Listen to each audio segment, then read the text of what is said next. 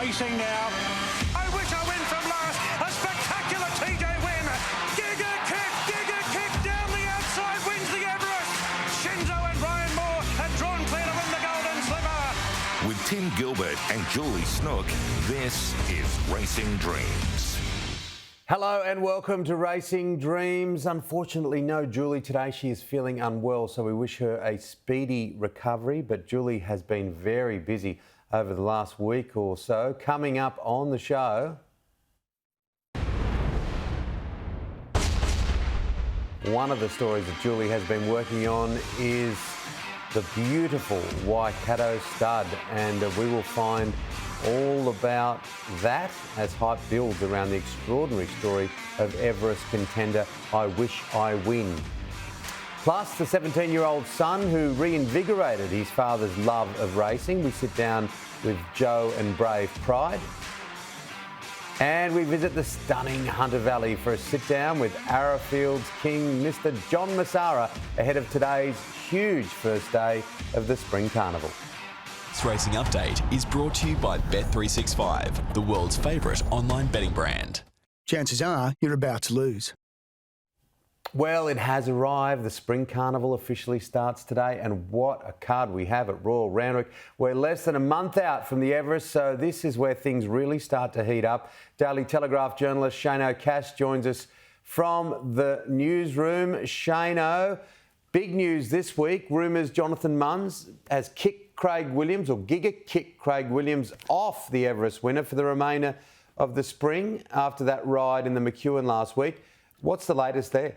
Well, they're not rumours anymore, Timmy. Good morning to you and to everybody, because Craig Williams is off Giga Kick, certainly for the Everest and maybe for the rest of the spring. As you mentioned, James McDonald was announced last night as the new rider for Giga Kick in the Everest. In fact, James is out at the moment with a foot injury, but he's brought forward his return to racing so he can ride Giga Kick in the Premier Stakes, which will be the horse's last run. That's 2 weeks out from the Everest, and that will be on Epsom Day. So Craig Williams' ride in the McEwen on Giga Kick could potentially have just cost the jockey $350,000, which is his slice of the winning purse if Giga Kick was able to defend his Everest. So James McDonald in, Craig Williams out. Yeah, hard to argue with James McDonald, but it's a tough one, isn't it? Because Craig Williams has been so good. Not the world's best ride, but we can all have a day off. Yeah, exactly. But it seems to be that, it was certainly the worst thing for the horse to come back and have that sort of run. It was a bad ride, and Craig admitted it straight away. But it seemed to be that sorry wasn't enough. The camp was very upset with the ride, and so much so that almost immediately you could sense that he wasn't going to be on the horse for the Everest, and that's just the way it's turned out. Absolutely. Well, he's going to have some stiff competition. Sunshine in Paris this week became the 5th contender in the field. Yeah, look, she's been on a rapid rise from day one. She's only had the 6 starts. She started off winning a Canberra maiden, and then she's won 3 more times since, including a Surround Stakes. And of course, last week, the Shirako was always going to be an important guide to some of the chances that were on the periphery of making the Everest. But Sunshine in Paris absolutely blew them away. So, look, she's on the up. We don't really know how she's going to measure up against these really top-class sprinters, the world's best sprinters, but she deserves a place there on that run. Yep, $3.9 million yearling, so certainly a lot to look forward to there, and that was a really good win. What about today? We start the spring in flashing fashion, a fantastic day's racing. The shorts, well, will be all glued to the screen. I can't wait to see how Remark goes. Absolutely. Remark's something of a forgotten horse. I think he's a mercurial type, Timmy. Like on his day, he can do something absolutely fantastic, but then he seems to have these off days where he doesn't really look too much. But look, as I say, if he brought his best to the Everest, if he gets there, apparently there hasn't been a lot of interest in the horse despite him winning an important race last week, the Concorde. But if he got there, you just don't know what he would do. But at this point in time, he's probably struggling to get in. He'd have to pull out a massive one today in a race where, look, there's probably 8 horses, or 7 at least, that are either in the Everest or just on the borderline of making it. So it's probably the most important race we've had after last year's Everest leading into this one. Yeah, well, cast your eye over this race because there's so many chances. There really is. Marzu, who placed in last year's Everest. We have Overpass, of course. Björn Baker is hoping that Overpass will get back in to the richest race on turf. Absolutely. Overpass is look, if he makes the field, he's probably the fastest horse in the race. You know that he would nearly be able to lead, provided he drew well. It's just a matter of can he sustain pressure. And I guess we saw in Perth when he won the Quokka. I mean, he led and he was under attack the whole way and he still won. So he's got a bit of ticker to go with his speed. But look, I'll be looking at horses like Lost and Running today. He hasn't been spoken about much. You've got to remember this horse was favourite in last year's Everest, but he was withdrawn on the morning of the race and he's run very well in Everest before. I think he's trialling as well as any horse in Sydney. So, look, it's up to Lost and Running to step up there today. But any horse that runs well in the shorts can almost go straight through. Yeah, what about this to finish with a great friend of this show, racing's First Lady, Gai Waterhouse, will be elevated to legend status at the Australian Racing Hall of Fame? Yeah, absolutely. She's a national treasure, Gai Waterhouse. I think everybody in Australia knows that. She's going to become the 9th person in the Hall of Fame to be elevated to legend status, and she joins, obviously, her immortal father, Tommy Smith, also Farlap, Bart Cummings and Colin Hayes and Mackay Bediva. So it's an astonishing career for Gai Waterhouse. It's not over yet. She's still going as strong as ever. Her and Adrian Bott won the Newcastle Cup yesterday. So, yeah, there's lots more highlights to come from Gai Waterhouse, and thoroughly deserved getting in. And I should also mention Clary Connors, another great icon of racing, was inducted into the Hall of Fame this week as well. Clary's been training for over 50 years. He's won 4 Golden Slippers, probably should have won 6, and he's had some of the best horses over a long period of time, and a great man to boot. And a roughie for today from the Shane O'Cass book? Well, we haven't been doing too well with the roughies, but hopefully Manzois can do the job. It's another Chris Waller horse, 3 Chris Waller horses in a row. He won the VRC Derby last year. He hasn't won since, but he's only had 4 starts. 3 of those were in the Triple Crown. I think he's looking for 2,000. He gets Nashua, Randwick. Perfect track. It's a bowling green for him today. Manzois, $23 Derby winner. That'll do me. So race, tell me what race, what number? He is race 5, number 3 in the Kingston Town Stakes at Royal Randwick today. Just a little bit each way, all care, no responsibility. Shane, we'll do it all again next week, buddy. Thanks, Timmy. This racing update is brought to you by Bet365, the world's favourite online betting brand.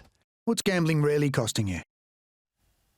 Well, as we mentioned, it's a big opening day of the Spring Carnival for our good friends at Arrowfield Stud. They have a big interest today, particularly in the shorts, which is shaping up as a fascinating race. We just heard from Shane.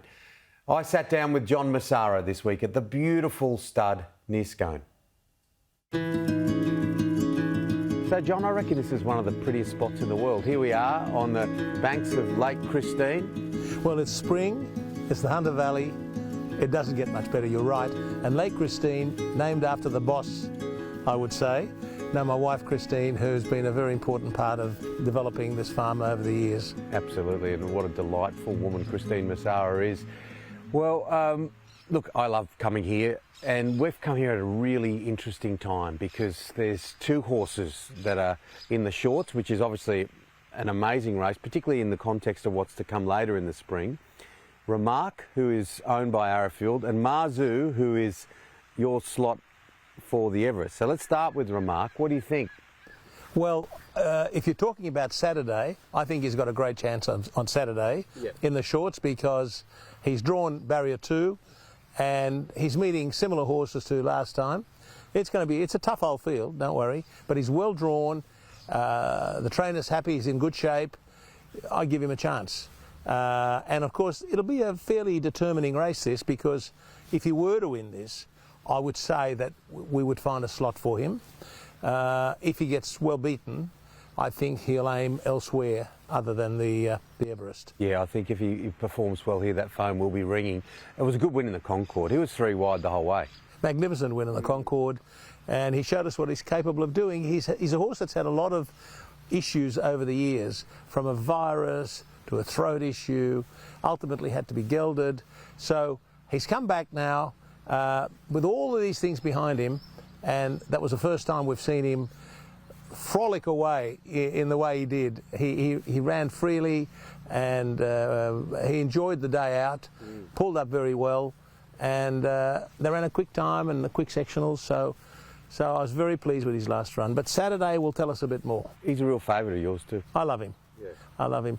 You know, he was being prepared for a yearling sale and had an accident, got away from the handler and tried to jump a fence. And he hurt his leg very badly, had to be withdrawn from the yearling sale. That's an additional issue he's had over his life. So he's had it tough. But we've been patient with him. We love him very much. He's a lovely horse. Yeah, absolutely. By Schnitzel out of response. And another stallion here, of course, Morris. He shuttles between here and Japan. His son in Marzu will be in this race. Well, he's a Group 1 winner already, and he ran third in the Everest last year, and he's in on Saturday. And I understand from the trainer that he's running that race, then the Premier Stakes, and then the Everest. So that's his entry for this, his commencing race for this season. And he's trialled very well twice, so I'll be very interested to see how he goes. I'm hoping the two of those are fighting it out. Yeah, we went to see Peter Snowden the other day, and he's really he's bigger. Marzu's bigger. Yeah, he's put on 25 odd kilos since his last prep, and that's a sign that he's matured further and he's strengthened further. So yeah, there's plenty to look forward to. And here we are at Arrowfield today. The place, there was a bit of a buzz around today. You had a special guest. Well, Timmy, everybody knew you were coming. No, not me. Not me, far from me. I know the charcuterie plate had to get ready for me, but yeah. Oh no, well, if you're talking about an equine guest or guests, we've had black caviar this morning visiting us here to be served by champion sire Schnitzel, and later in the week Winx is coming to visit Schnitzel as well. So we're very fortunate to have mares of that eminence on the place and to serve them to the champion sire. So we're very excited. So there is a bit of a buzz around. Yes, we're very excited. Part of the magic of the industry, isn't it? The way that stories continue just propel on themselves. Because when we started Racing Dreams, here was Winx in the middle of all those wonderful wins, and just a few years on, here we are seeing her and Schnitzel come together. I love that. I mean, people like you have taught me more about this industry, but there's a magic to it. Well, I love the history and the tradition, and especially when it's associated with champions like Winx. And it's lovely to be part of it now by having the opportunity of getting her served by one of our stallions. So we're thrilled, and we're just hoping it works out well. Charcuterie plate being worked on? It's look, the whole team is on it. Preparation for 5:30 this afternoon, Timmy. It was fantastic, and I'm actually going to head up the Gold Coast in a couple of weeks and speak to Peter Tighe, of course, one of the owners of Winx. Now, the Everest puzzle is starting to take shape with Sunshine in Paris, the fifth contender for the $20 million Everest. And joining me now is superstar trainer Annabelle Newsham. Annabelle, how are you? Morning, Tim. I'm well. How are you? I'm good. Not as good as you. You've got your first starter in the Everest. I know that John Camilleri is over the moon. And just give us your thoughts. Well, we were sort of hoping that she would win like she did the other day and book herself into the Everest. But until you see it, it's always hard to believe it. But yeah, very special to be getting a horse into that race. I think it's the most talked about race in Australia now. Obviously, you know, very grateful to get a slot as well from Aquis, but it's just great for John and Deb Camilleri as well, who put their faith in me to keep training her on this year. Yeah, they're fantastic people. They really are. This industry has got good people, and they are right at the top of the list. Now, what about Sunshine in Paris? I love the name, $3.9 million yearling. Can you give us a bit of insight as a trainer? Yeah, well, she only had her first start less than a year ago. I think it was November last year at Canberra. And she went on that preparation in her fifth start to win the Group 1 Surround Stakes, defeating In Secret, Ruthless Dame and Zugotia. So the format of that race is phenomenal. We just decided at that point to put her away. Then she went through the broodmare sale, which is where John picked her up. And I was just relieved to get her back in the stable, and then even more relieved, you know, when she came back in. I thought she looked bigger and stronger. She's not a big filly, but she's just a powerhouse. She's a tank. She's got a massive hind quarter on her, and she just looks all speed. We've seen her win a Group 1 over 1400, so we know she sees out a really strong 1200, but we've decided just to leave her fresh. It's 5 weeks between runs into the Everest, just keep her on those fresh legs, and yeah, I'm just so excited to be a part of it, and with a horse that I really truly believe is good enough to win the race. Oh, absolutely. Now, what did Ryan Maloney say, the jockey? Oh, he was pretty chuffed.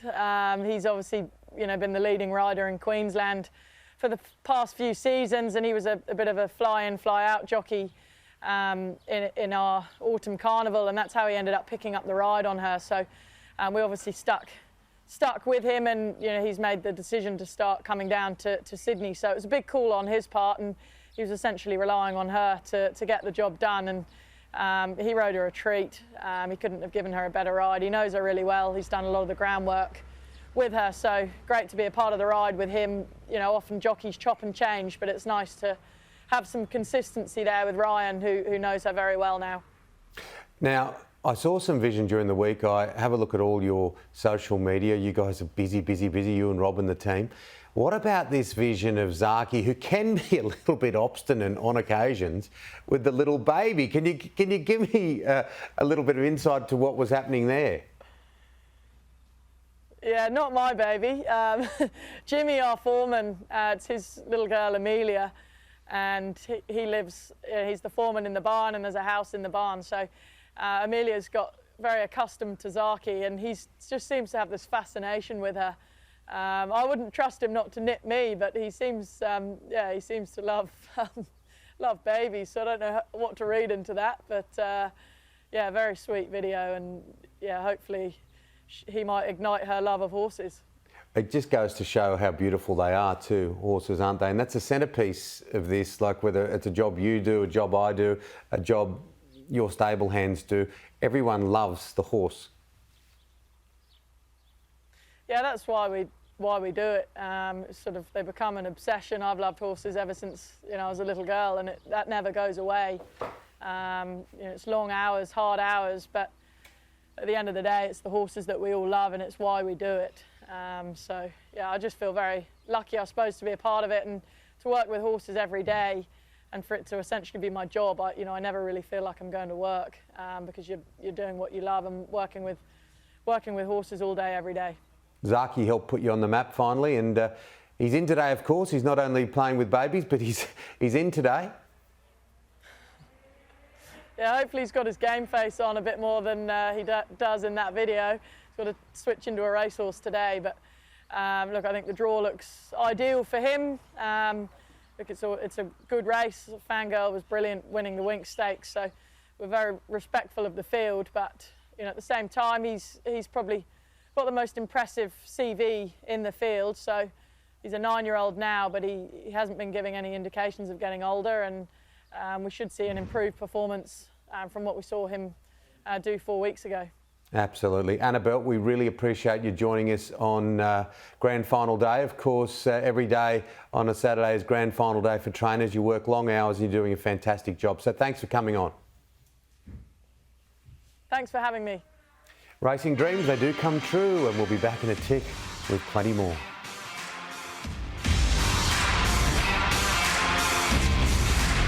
Welcome back to Racing Dreams. Well, I am somewhere today I've been trying to get to for years, 5 years, in the Arrowfield kitchen.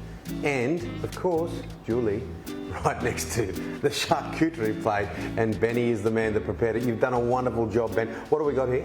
We've got a few different things. We've got the lovely local triple cream brie, some homemade pickles, some piccalilli, some house-made pickles, different charcuterie meats. So we've got serrano ham, some wagyu bresaola, truffle salami, copper.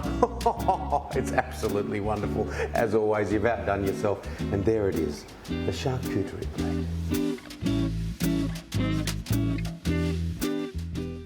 I've been talking about it for a while, and no doubt that's made you hungry. I have cryovac some and sent it across to Julie, of course, and we wish her all the best in her recovery. She's feeling a little bit off, but there it is, the charcuterie plate. Hopefully that will put a smile on your face, Jules. Now, The Sydney Everest Carnival opens in style at Royal Randwick today. James Ross from the Australian Turf Club, head of racing and wagering, is live at the track. James, you can't take that smile off your face. How exciting is this? Absolutely, Tim. I think it's one of the best days that I've woken up to for Royal Randwick on the eve of a spring carnival, and the course looks fantastic. Our track's in great order, huge fields, and yeah, really excited for what will be a fantastic 10 weeks of racing. Yeah, it is. It is 10 weeks of world-class racing. It kicks off today. I know that there's a lot of expectation and fascination around the shorts because it, again, is a real trial for some of those trying to get slots in the Everest. Look, it is. I think it's produced 3 Everest contenders or winners, right back to Red Zell, but also Classic Legend, and the best of the best have really won the shorts. We go to Nature Strip, Eduardo in recent years, both recently retired sprinting champions, and it's a pivotal race in the pathway to the Everest. You know, we look towards the Premier in 2 weeks' time, and then we're really there on Everest Day. But the whole carnival, I think, this year has grown, Tim, thanks to Racing New South Wales. We're delivering $87 million in prize money, so it's one of the most rapidly growing carnivals, the Everest Carnival, globally, and we're seeing great results in the depth and quality of the fields, and increasing global attention for, I think, people are recognising premium racing week in, week out with some of the world's best trainers and jockeys and of course, horses. Yeah, and some impressive new races too this spring. Look, there is. I think the King Charles III, which is a remodelled George Main Stakes, up to $5 million, thanks to some assistance from Racing New South Wales to co-sponsor that race. But we're seeing investments in new races. We've got the 7 Stakes today, the inaugural running of that race, which has attracted a high-quality field headed by the favourite Fangirl. We move on through right through to the $10 million Golden Eagle, but also a $3 million Big Dance this year. So, you know, we've got those traditional races such as the Epsom and the James Squire Metropolitan, they'll be fantastic tentpole races. But these new races that are developing our carnival year on year are really adding so much value, and customers are really getting behind them from a wagering perspective. Not just customers, trainers. You get some of the best horses, jockeys. Ryan Moore is going to be on Shinza. Hugh Bowman, of course. Zach Purton's coming back home. That's right. I think that the depth of global talent in the jockey ranks, Sydney Jockey Room's been one of the strongest always. James McDonald, Karen McAvoy, Tim Clark, Nash Rawiller. There's a fantastic bench of jockeys here, but yeah, that announcement during the week that we'll see plenty of Hugh Bowman, we'll probably see Brenton Avdulla and of course Zach Purton. But talk of Joe Moreira coming down and Ryan Moore are adding to a fantastic bench of local riders. We saw Rachel King finish second in the Japanese World Jockeys Challenge last week. So it just tells you that that top 20 jockeys in Sydney, complemented by some fantastic apprentices in Dylan Gibbons, Tyler Schiller, Zach Lloyd. We really are sport for choice at the moment, and it's great to see some of the best riders on some of the best horses in the world. What about when it comes to the horses and a little bit of an international flavour? Look, we do. We've always had a strong bench of local horses across every category, but we've had around a dozen horses go into quarantine just in the last couple of days in the UK, and a really exciting group of horses. We'll see Light Inventory back. He'll be targeted at a King Charles III, a horse that's run multiple Group 1 placings this year, including at Royal Ascot in the Queen Anne. We'll see Age of Kings, a Jersey Stakes winner who's been purchased by clients of the Chris Wallace stable, heading towards a Golden Eagle. But I think it's really exciting to see some new trainers with horses targeting Sydney. We'll see Charlie Hills with Galaron. We'll also see James Ferguson, for one of the great supporters of Sydney racing in Bon Ho, target a couple of key races such as the St Leger and the Craven Plate. So really good depth of horses to come down to compete across the carnival, and more importantly stay throughout the year. And I think that's been a big part of the Australian Turf Club and Racing New South Wales' strategy, is to make sure that we've got high quality horses for not only our peak carnivals but for new carnivals across the summer and winter, where we've got races like the $2 million Ingham, for example. Yeah, absolutely. And finally, all your team does a great job. Michael Wood looks after the track. What are we expecting? Picture perfect conditions over your shoulder. What are we expecting for the track? They are. Look, the full credit to all of our tracks team, Michael Ward, Sean Patterson, Greg Carmody and Mark Jones. I think from all of the 5 racing surfaces in Sydney, this is the best carnival that they've been able to produce their tracks for. We've had some favourable weather. All of the hard work and renovations have really come to.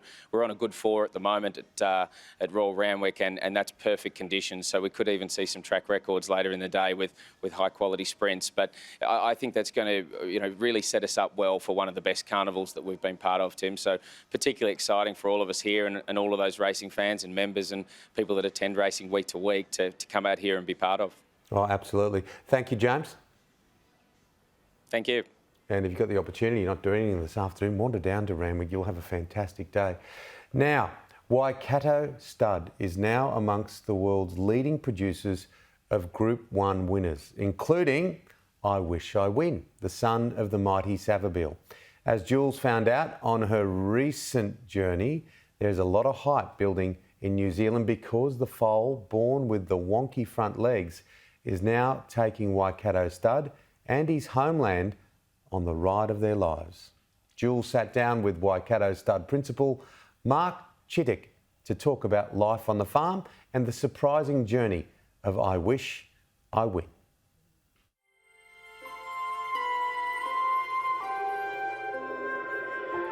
Nelson Bunker Hunt, who originally set it up, he was an American and the largest racehorse owner in the world at the time, and he wanted to breed outside of America, and he spent 3 years looking around the world for what he thought was the ideal property to breed and rear thoroughbreds, and settled on 521 Tower Road.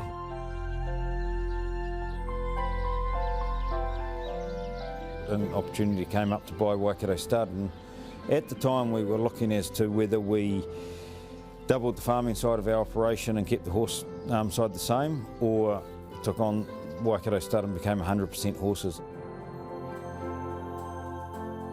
When we originally came up here, we bought 430 acres, and now we pretty well operate on 2,000 acres around here. Over at the Stallion Barn, there's one in particular that very much owns the area. He looks very comfortable and he's clearly a favourite around here. Savabeel, he's very relaxed as well. He just looks like such a lovely type. Absolutely.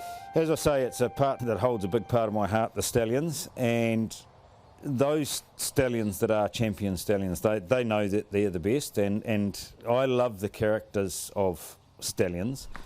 Savabeel, he's, as you say, he's just a cruiser. He knows he's number one. You bring him out, it's like, oh, yep, another camera, I'll pose for that. You know, he certainly does know he's good, and he is very good. Why do you think he's had so much success, particularly in Australia? They've got his temperament. He's a very good doing horse. They're very sound horses, so they can be trained however the trainer wants to train them. But with that early speed, you know, like he's had a lot of success right through from, let's say, sprinting, and he's got one of the best sprinters in the world now by him, through to Oaks and runners in Melbourne Cups and things like that. Incredibly versatile, but they've got great temperaments. They're sound and they're tough. Well, speaking of that sprinter, he'll wear the Waikato Stud colours on October 14 in the second richest race in the world. How does that feel to have I Wish I Win running in the Everest? It's unreal for everybody on this farm.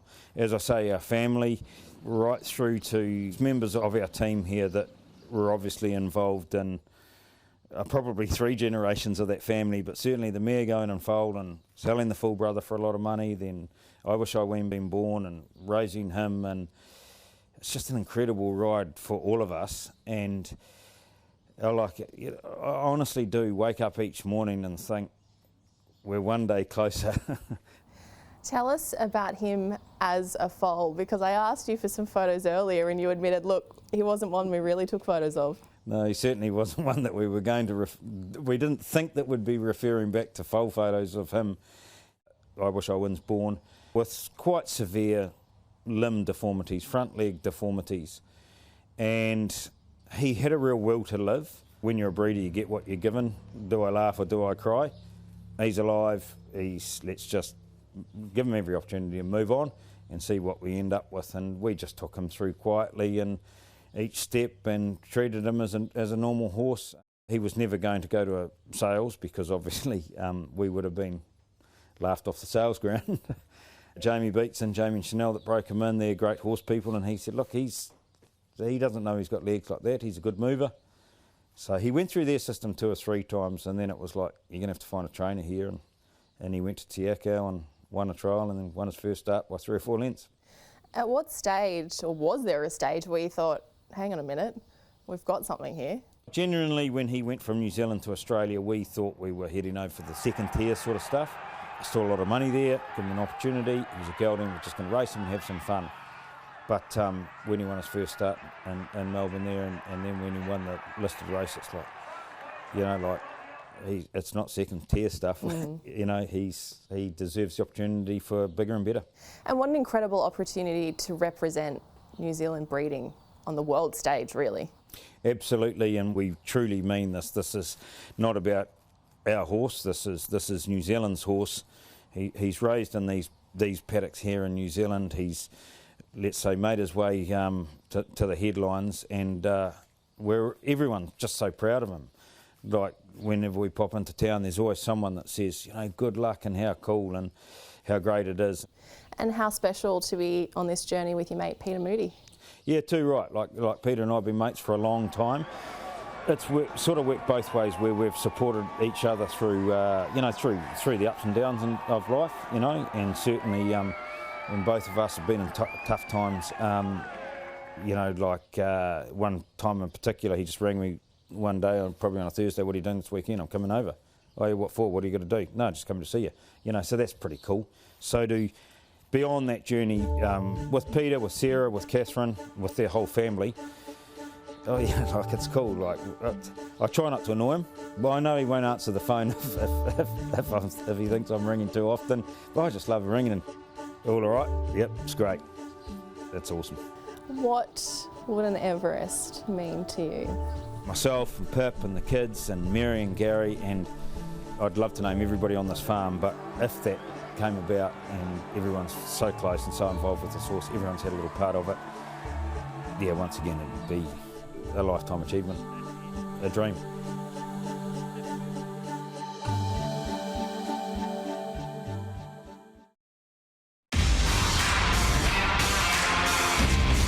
Great to have your company on Racing Dreams. The Spring Carnival starts today, and there are Inglis graduates everywhere you look. Inglis is also on the verge of a huge announcement.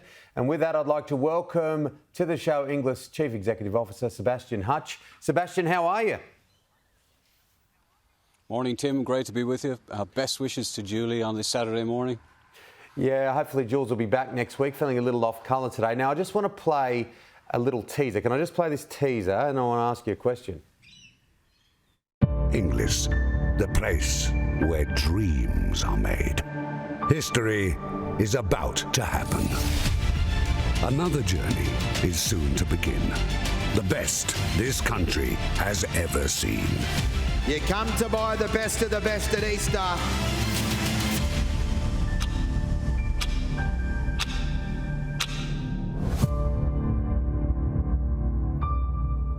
I love it. Now, the time is ticking. We've gone well past 48 hours. I know you can't tell me what the announcement is, but it's huge, of course, and it's all about the Easter sale in the autumn of next year. Yeah, look, the Easter yearling sale is the highlight of our calendar any given year, but 2024 is going to be particularly special. I can't reveal any details really, but I think it's worth waiting for, and it'll be something that is going to get a lot of people very, very excited. Yeah, look out for that over the next 36 hours. It's going to be massive, and the sales, look, I love them. The Classic, the Premier, culminating in the Easter. And you've been busy, you always are this time of year, Sebastian, covering more ground than the early explorers to get to the sales and to get what yearlings should be there. And we're watching a little bit of vision of some yearlings going under the hammer. But what happens now, what has happened the past few weeks, is you've been travelling all around the place looking at yearlings.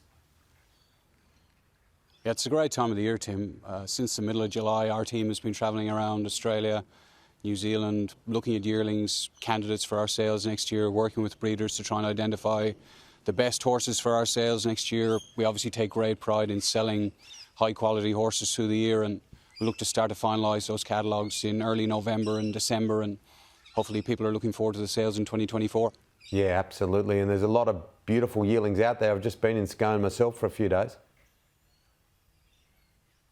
Yeah, it's a spectacular time of the year. I mean, it's particularly exciting because we get to see the first progeny of the new stallions. So for 2024, the likes of Wootton Bassett, Farnan, who was a Golden Slipper winner, Bivouac, a champion sprinter, Ole Kirk, a brilliant 3-year-old.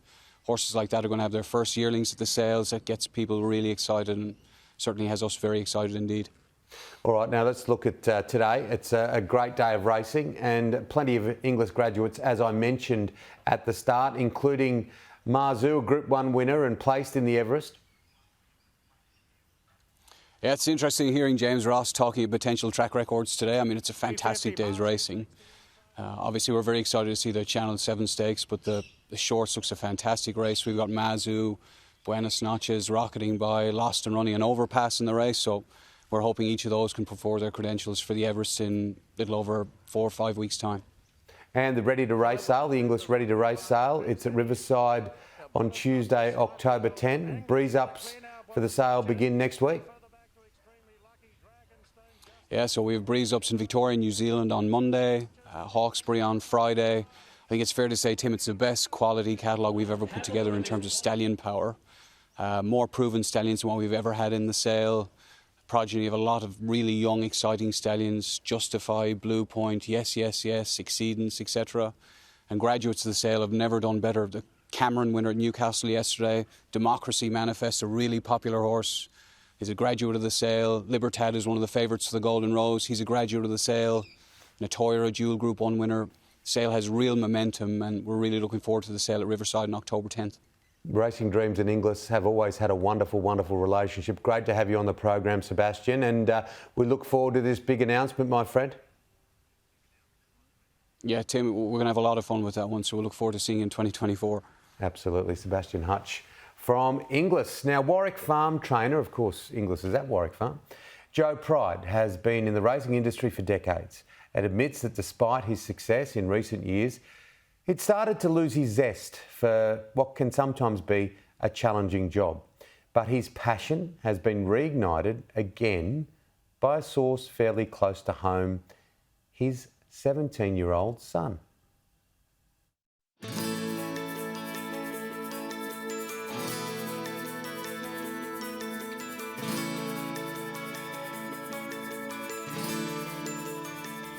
It's rejuvenated me, actually. I was sort of maybe sort of 3 or 4 years ago, it was getting stale, but it was becoming a bit mundane, and having him asking me a lot of questions, both at home and here at the stables, just made me think maybe a bit more about what I was doing, and yeah, just gave me another reason to be here and work really hard and share it with him. The first time I really got into it was when I was about 10 or 11 years old. We had a horse called New Prairie. He was a Group 3 winner. He was a decent horse, but I just remember he went on a bit of a streak early days, and he went at Warwick Farm one day really well, and we looked like he couldn't win, and that just really kind of caught my attention. He's thrown himself right into it, and it's more just me trying to slow him down and harness him, because he's really enthusiastic about it, which is great. It's sort of finding that balance. I mean, he's still only 17, keeping him doing the things that a 17-year-old kid should be doing. I'm able to kind of manage my way through it and find a good balance, so I'm able to focus on my schooling while still being excited for the carnival and being there.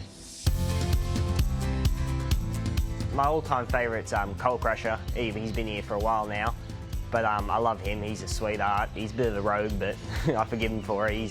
He's a really cool horse. There's definitely a lot of them. That Argentia is a really nice horse. I really like her. Obviously, all the good ones. Eduardo is always close to our heart.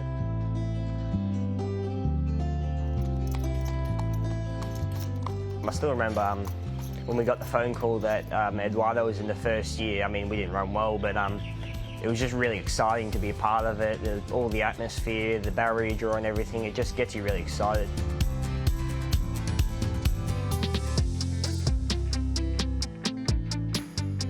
What's really impressive with Brave is I've seen it from him a few times. He can pick a horse off just looking at their tail off those photos, so that's a handy thing. I wasn't experiencing the same thing at my own age, so I'm sort of mindful that I don't really know exactly what he's juggling here. Oh boy. Next year, I think at first I'll just join the stable and start working as like a stable hand, and then I'd like to have different roles. Maybe I can settle up more at the races and just hopefully maybe go overseas, learn from different people overseas, maybe in Hong Kong or something.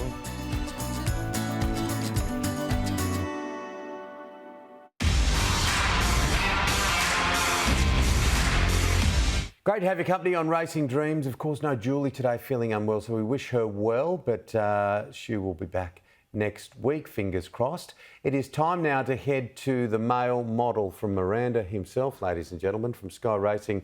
It is Brad Gray. And Brad, we've been waiting for this, the start of the carnival. It's exciting, the weather is beautiful. Good for today at Randwick.